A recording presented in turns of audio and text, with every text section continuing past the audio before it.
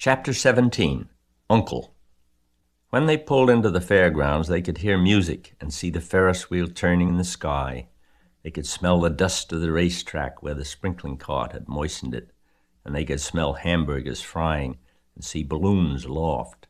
They could hear sheep blatting in their pens. An enormous voice over the loudspeaker said, "Attention, please.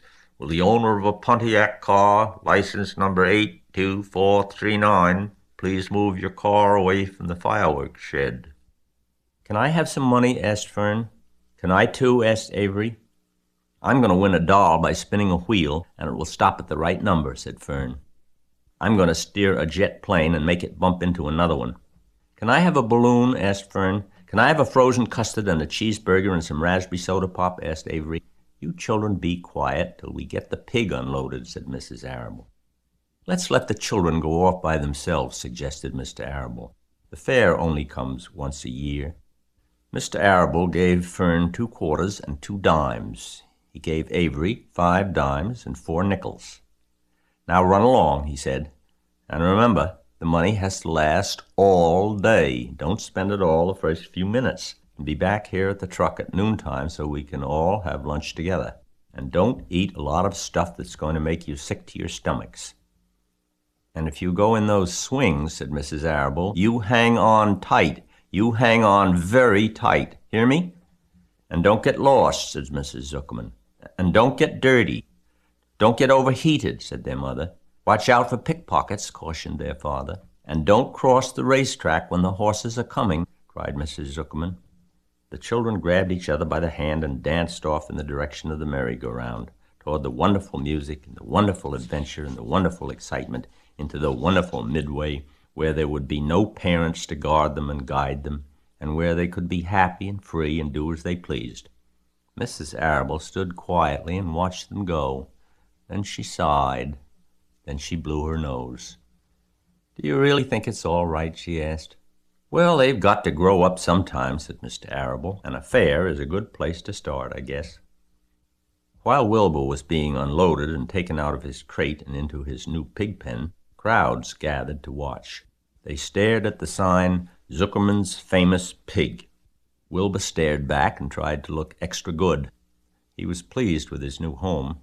The pen was grassy, and it was shaded from the sun by a shed roof. Charlotte, watching her chance, scrambled out of the crate and climbed a post to the underside of the roof. Nobody noticed her.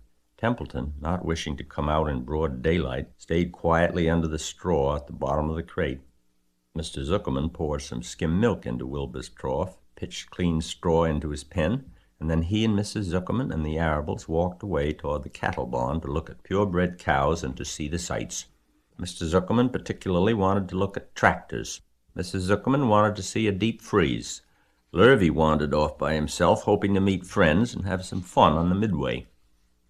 As soon as the people were gone, Charlotte spoke to Wilbur. "It's a good thing you can't see what I see," she said. "What do you see?" asked Wilbur. "There's a pig in the next pen, and he's enormous. I'm afraid he's much bigger than you are." "Maybe he's older than I am and has had more time to grow," suggested Wilbur. Tears began to come to his eyes. "I'll drop down and have a closer look," Charlotte said. Then she crawled along a beam till she was directly over the next pen. She let herself down on a drag line until she hung in the air just in front of the big pig's snout. "May I have your name?" she asked politely. The pig stared at her. "No name," he said in a big, hearty voice. "Just call me Uncle." "Very well, Uncle," replied Charlotte. "What is the date of your birth? Are you a spring pig?" "Sure I'm a spring pig," replied Uncle. "What d'you think I was, a spring chicken?" "Ho, ho, that's a good one, eh, sister?"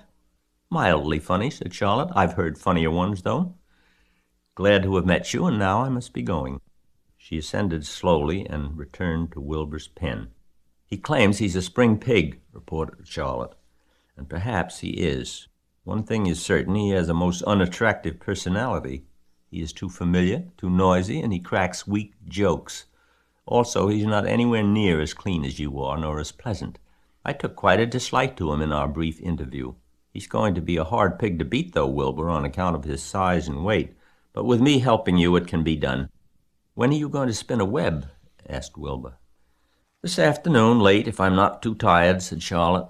The least thing tires me these days. I don't seem to have the energy I once had.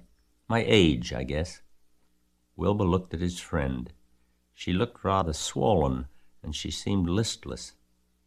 I'm awfully sorry to hear that you're feeling poorly, Charlotte, he said. Perhaps if you spin a web and catch a couple of flies, you'll feel better. Perhaps, she said wearily, but I feel like the end of a long day. Clinging upside down to the ceiling, she settled down for a nap, leaving Wilbur very much worried. All morning people wandered past Wilbur's pen. Dozens and dozens of strangers stopped to stare at him and to admire his silky white coat, his curly tail, his kind and radiant expression. Then they would move on to the next pen where the bigger pig lay. Wilbur heard several people make favorable remarks about Uncle's great size. He couldn't help overhearing these remarks, and he couldn't help worrying. And now, with Charlotte not feeling well, he thought, oh dear. All morning, Templeton slept quietly under the straw. The day grew fiercely hot. At noon, the Zuckermans and the Arables returned to the pig pen. Then, a few minutes later, Fern and Avery showed up. Fern had a monkey doll in her arms and was eating crackerjack. Avery had a balloon tied to his ear and was chewing a candied apple. The children were hot and dirty. Isn't it hot? Said Mrs. Zuckerman. It's terribly hot, said Mrs. Arable, fanning herself with an advertisement of a deep freeze. One by one they climbed into the truck and opened lunch boxes. The sun beat down on everything. Nobody seemed hungry. When are the judges going to decide about Wilbur? Asked Mrs. Zuckerman. Not till tomorrow, said Mr. Zuckerman. Lurvy appeared carrying an Indian blanket that he had won. That's just what we need, said Avery, a blanket. Of course it is, replied Lurvy, and he spread the blanket across the sideboards of the truck so that it was like a little tent. The children sat in the shade under the blanket and felt better. After lunch, they stretched out and fell asleep.